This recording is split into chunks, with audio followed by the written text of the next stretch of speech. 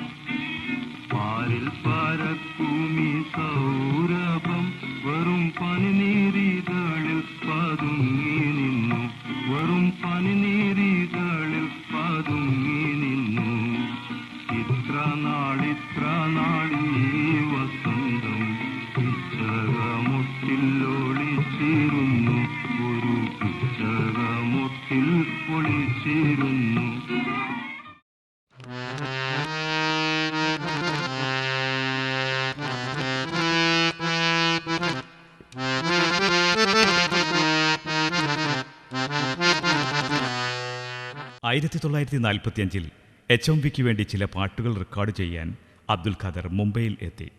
മുംബൈയിലെ ഷൺമുഖാനന്ദ ഹാളിൽ സൈഗാളിൻ്റെ പാട്ടുകൾ പാടി അദ്ദേഹം സദസ്സിനെ വശീകരിച്ചു. അന്ന് അബ്ദുൽ ഖാദറിനെ മുംബൈ ക്രോണിക്കിൾ വാരികയുടെ എഡിറ്റർ അബ്രാർ അലി മലബാർ സൈഗാൾ എന്നാണ് വിശേഷിപ്പിച്ചത്. അമ്മയിൽ നിന്നാണ് ഞാൻ കോഴിക്കോട് അബ്രാറിനെക്കുറിച്ച് ചെറുപ്പത്തിൽ അറിയുന്നത്. അന്ന് യേശുദാസ്, ജയേന്ദ്രൻ എന്നീ ഗായകന്മാരുണ്ടായിരുന്നില്ല. ഇങ്ങനൊരു ആളെ പറ്റിയിട്ട് അമ്മ പറയുമ്പോൾ എത്രമാത്രം അദ്ദേഹം ഗാനാലാപന രംഗത്ത് പ്രസിദ്ധനായിരുന്നു എന്ന് ഞാൻ ഓർക്കുകയാണ്. അതതിൻ്റെ ഗൗരവം എനിക്ക് ഉൾക്കൊള്ളാൻ കഴിഞ്ഞിരുന്നില്ല. പിന്നീട് അദ്ദേഹമായിട്ട് നേരിട്ട് ഇടപെടാനും അദ്ദേഹത്തെ ഗാനമേളകളിൽ പങ്കെടുത്തുകൊണ്ട് പിന്നണിയിൽ വയലിൻ വായിക്കാൻ അവസരം ലഭിച്ച ഒരു എളിയ കലാകാരൻ എന്ന നിലയിൽ ഞാൻ അനുഭവിച്ച സന്തോഷം എത്രമാത്രമാണെന്ന് പറയാൻ വാക്കുകൾക്ക് അതീതമാണ്. കോഴിക്കോട് അബ്ദുൽ ഖാദറെ പറ്റി എനിക്ക് വളരെ വൈകാരികമായിട്ടുള്ള പല കാര്യങ്ങളും പങ്കിടാനുണ്ടെന്ന് എനിക്ക് തോന്നുന്നത്. അദ്ദേഹത്തിൻ്റെ ചില സായാഹ്നങ്ങൾ ഞങ്ങളുടെ നാട്ടിൽ മലാപ്പറമ്പിൽ ചിലവഴിച്ചതിനെ പറ്റിയാണ് എനിക്ക് അതിലുള്ള ഒരു ഓർമ്മ. അദ്ദേഹം എൻ്റെ ഒരു സുഹൃത്ത്, പ്രാവ് വളർത്തൽ വിദഗ്ധനായിട്ടുള്ള ഭാസ്കരൻ എന്ന് പറഞ്ഞ ഒരു സുഹൃത്തുമായി വളരെ അടുത്ത ബന്ധമായിരുന്നു ഖാദർക്കുണ്ടായിരുന്നത്. അദ്ദേഹത്തിൻ്റെ വീട്ടിൻ്റെ സമീപത്ത് തന്നെ ഇതേ വിധത്തിൽ ഒരു പ്രാവ് വളർത്തുന്ന കൂടും എല്ലാം ഉണ്ടായിരുന്നു. അപ്പം ഭാസ്കരനും അദ്ദേഹമായിട്ട് ഏറ്റവും അടുത്ത സുഹൃത്ത് ബന്ധമാണ്.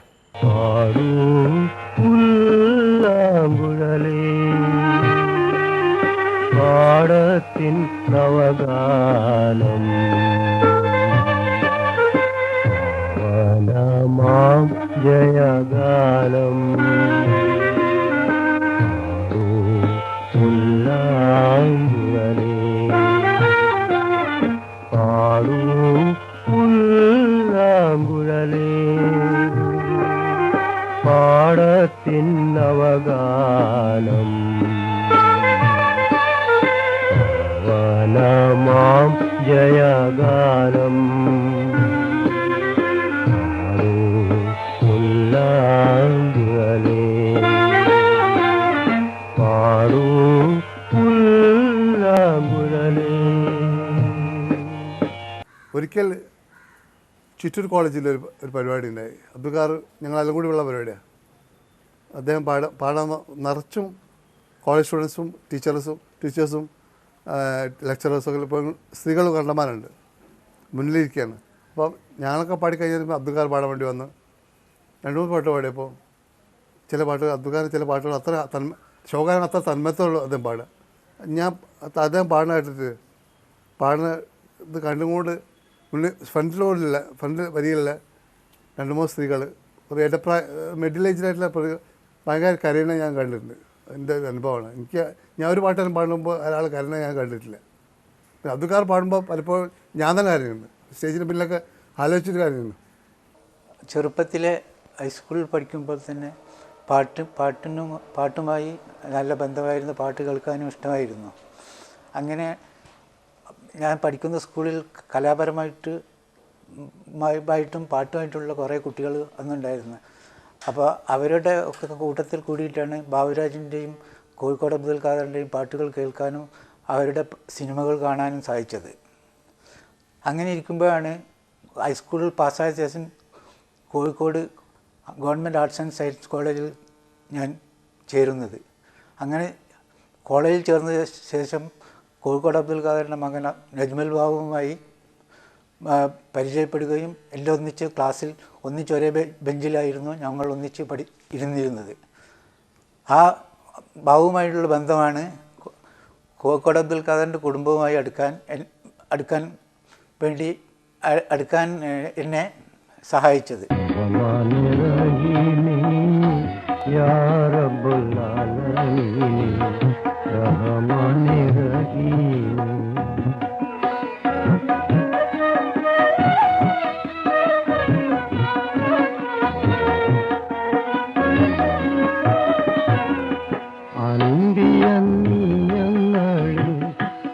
കരുണ കിരണങ്ങൾ തമ്പുരാനെ ചൊരിയണം.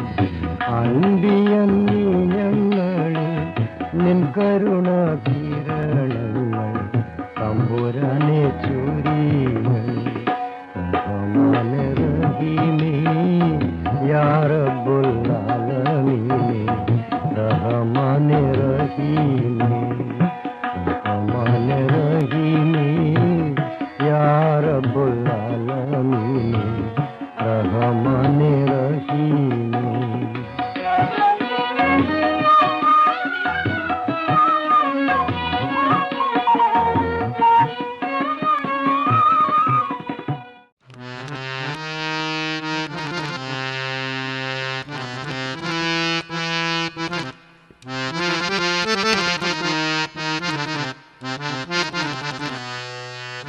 അബ്ദുൽ ഖാദറിൻ്റെ ഗാനങ്ങൾ അദ്ദേഹത്തിൻ്റെ ജീവിതവുമായി ഇഴുകിച്ചേർന്ന് നിൽക്കുന്നവയാണ്.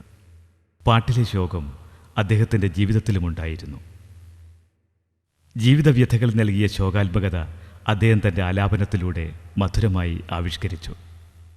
ഒരു തരത്തിലുള്ള ഏകാന്ത കാമുകൻ്റെ ശോകാർദ്രമായിട്ടുള്ള ഒരു സ്വഭാവമുള്ള പാട്ടുകളാണ് മിക്കവാറും അബ്ദുൽ ഖാദർ പാടിയിട്ടുള്ളത്. നീലക്കുയിലിലെ ഏറ്റവും പ്രശസ്തമായിട്ടുള്ള എങ്ങനെ നീ മറക്കും കുയിലെ തൊട്ട് ഹേ കളിയോടമേ പാലാഴിയാം നിലാവിൽ താരകം ഇരുളിൽ മായുകയും, ഈ പാട്ടുകൾക്കൊക്കെയും വിഷാദ സ്വഭാവമാണ്. അതിൻ്റെ ഈണത്തിന് തന്നെ ഒരു തരത്തിലുള്ള പൊരുത്തങ്ങളുണ്ട്. ഇമോഷണലായ പാട്ടുകൾ, വൈകാരികമായിട്ടുള്ള പാട്ടുകൾ, ഇപ്പോൾ ശോകാനത്തോടുള്ള താല്പര്യം. എന്താ അദ്ദേഹത്തിൻ്റെ ജന്മം തന്നെ ഒരു ശോകക്ഷോയുള്ള ജീവിതമാണ്. അദ്ദേഹം ഒരു ക്രിസ്ത്യനായി ജനിച്ചിട്ട് പിന്നെ കൺവേർട്ട് ചെയ്ത് മുസ്ലിമായിട്ട് അങ്ങനെ അന്ന് ഫാദറിനോട് ഭയങ്കര ഒരു റിബലായിട്ട് ഇപ്പോൾ ചെയ്തതാണ്. പക്ഷേ ഇപ്പോൾ വളരെ സ്നേഹിക്കുന്ന ഫാദറാണ് ഉപ്പരുടെ, വളരെ സ്നേഹമുള്ള ഫാദർ. അതിൻ്റെ ഒരു കുറ്റബോധം ഇപ്പോൾ ത്രൂ ഔട്ട് ലൈഫിലുണ്ട്. ഫാദറിനെ ധിക്കരിച്ചു ചെയ്ത് പക്ഷെ അത് അതിൻ്റെ ഒരു കുറ്റബോധം എന്നോട് പറഞ്ഞിട്ടുണ്ട്. ആ ഒരു കുറ്റബോധം ത്രൂ ഔട്ട് ജീവിതത്തിലെ അതിൻ്റെ പാട്ടുകളിലൊക്കെ ശോകച്ചായ വരാനുള്ള ഒരു കാരണം അതാണ്. നവലോകം എന്ന സിനിമയിൽ പാടിയ പരിതാപമിതേ ഹാ ജീവിതമേ എന്ന പാട്ടാണ് തനിക്ക് ഏറ്റവും പ്രിയപ്പെട്ടതെന്ന് 1976 ഒക്ടോബർ 24 വിവിധ് ഭാരതിയിൽ അവതരിപ്പിച്ച ഒരു പ്രത്യേക പരിപാടിയിൽ അദ്ദേഹം തൻ്റെ പ്രിയ ശ്രോതാക്കളോട് പറഞ്ഞു. സ്ഥലത്തിൻ്റെ പാട്ടിൻ്റെ ഒരു അനുകരണ പോലത്തെ പാട്ട് ഒരു വേറെ സിനിമ പാടിയിരുന്നു. സീനേ മെസുലഗ് എന്നൊരു പാട്ടുണ്ട്.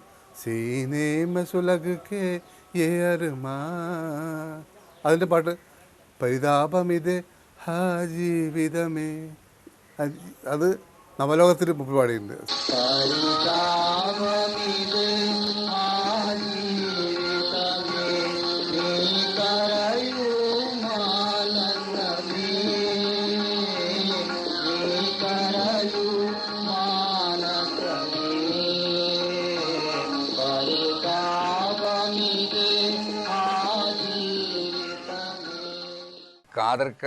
എൻ്റെ ശബ്ദം ഇപ്പം പല സംഗീതജ്ഞന്മാരെയും മിമിക്രി ആർട്ടിസ്റ്റുമാരും ഒരു പിന്നെ പരിഹസിക്കാറുണ്ട്.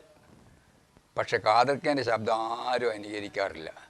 കാരണം അത്രയും ഡെപ്തുള്ള ശബ്ദം മലയാളത്തിൽ ആർക്കുമില്ല. ഇമിറ്റേറ്റ് ചെയ്യാൻ പാടുന്ന പാട്ടുകാരനല്ല അബ്ദുൽ ഖാദർ. ഇപ്പോൾ റഫീന, യേശുദാസിനെ എല്ലാവരും ആയിരക്കണക്കിന് ആൾക്കാർ ഇമിറ്റേറ്റ് ചെയ്യുന്നുണ്ട്, അതുപോലെ പാടുന്ന ആൾക്കാരുണ്ട് എല്ലാ പാട്ടുകാരെയും. പക്ഷേ അബ്ദുൽ ഖാദറിനെ ഇമിറ്റേറ്റ് ചെയ്യാൻ വളരെ കഴിവില്ലെന്നാണ് എൻ്റെ അഭിപ്രായം. ഞാൻ എൻ്റെ പേഴ്സണലായിട്ടുള്ള ഞാൻ ട്രൈ ചെയ്ത് എനിക്ക് പറ്റിയിട്ടില്ല. എൻ്റെ അനിയൻ കുറച്ച് ട്രൈ ചെയ്തതാണ്, അവനും പറ്റിയിട്ടില്ല. പല ആൾക്കാരും ട്രൈ ചെയ്തതാണ്. പക്ഷെ അങ്ങനത്തെ ഒരു ഇമിറ്റേറ്റ് ചെയ്യാൻ പറ്റിയൊരു പാട്ടുകാരനല്ല. അയാളുടെ വോയിസിൻ്റെ ആ റേഞ്ചും ആ പാടുന്ന സ്റ്റൈലും ഒക്കെ വളരെ വ്യത്യാസമാണ്.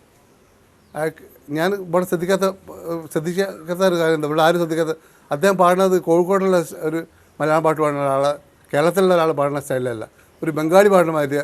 ഇപ്പം രവീന്ദ്ര സംഗീതം എന്നത് ഒരു സംഗീതമുണ്ട്, രവീന്ദ്രനാഥ് ഒറിജിനേറ്റ് ചെയ്തത്. അതിൻ്റെ റേഞ്ച് പോലെയാണ്. വെസ്റ്റേൺ മ്യൂസിക്കും ഇന്ത്യൻ മ്യൂസിക്കും ഉള്ള ബ്ലെൻഡാണ് അത്. രവീന്ദ്ര സംഗീതം വെസ്റ്റേൺ മ്യൂസിക്കും ഇന്ത്യൻ മ്യൂസിക്കും. അപ്പോൾ അതിൻ്റെ പോക്കൊക്കെ വെസ്റ്റേണിൻ്റെയും ഇന്ത്യൻ്റെയും കൂടെയുള്ള ഒരു ഒന്നിച്ചുള്ളതാണ്. ആ സ്റ്റൈലാണ് അബ്ദുൽ ഖാദർ പാടുന്നത്.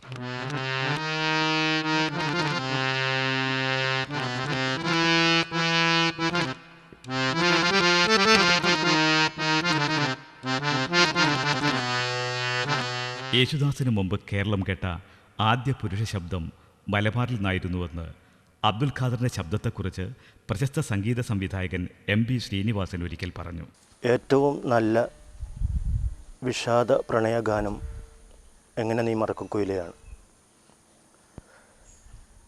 ഭാസ്കരൻ മാസ്റ്ററുടെ വരികളും രാഘവൻ മാസ്റ്ററുടെ സംഗീതവും അതിനെ ഏറെ തുണച്ചിട്ടുണ്ട്.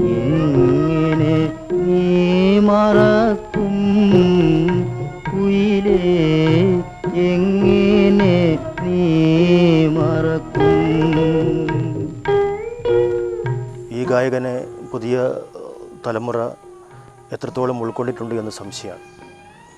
ഈ ഗായകൻ്റെ പാട്ടുകൾ പാടാനും പുതിയ തലമുറയിലെ ഗായകർക്ക് പ്രയാസമാണ്. അങ്ങനെ അബ്ദുൽ ഖാദറിൻ്റെ പാട്ടുകൾ ഏറ്റുപാടുന്നൊരു സ്വഭാവം പുതിയ തലമുറയിലെ ഗായകർക്കില്ല. അത് ആ പാട്ടുകളുടെ പ്രത്യേകത കൊണ്ടും അദ്ദേഹത്തിൻ്റെ ആലാപനത്തിൻ്റെ സവിശേഷത കൊണ്ടും ഒക്കെയാണ്. പക്ഷേ മലയാളി ഉള്ള കാലത്തോളം അദ്ദേഹം പാടിയ ഈ വളരെ ചുരുക്കം പാട്ടുകൾ, സിനിമയിലെ വളരെ ചുരുക്കം പാട്ടുകൾ, നാടകത്തിൽ എത്രയോ ഉണ്ട്, പലതും രേഖപ്പെടുത്തപ്പെട്ടില്ല.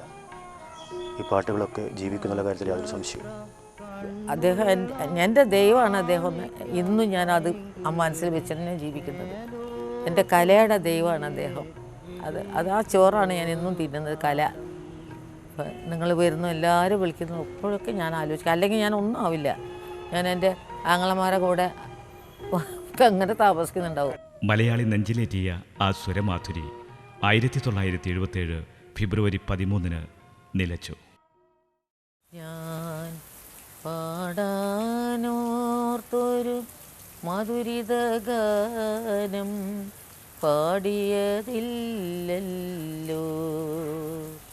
ഞാൻ പാടിയതില്ലല്ലോ. കയ്യിലെ വീണ മുറുക്കിയൊരുക്കി കാലം പോയല്ലോ, വെറുതെ കാലം പോയല്ലോ. ഞാൻ പാടാനോർത്തൊരു മധുരിത ഗാനം പാടിയതില്ലല്ലോ, ഞാൻ പാടിയതില്ലല്ലോ. ശരിയായില്ല രാഗം, ശരിയായില്ല താളം, പാട്ടിൻ വാക്കുകൾ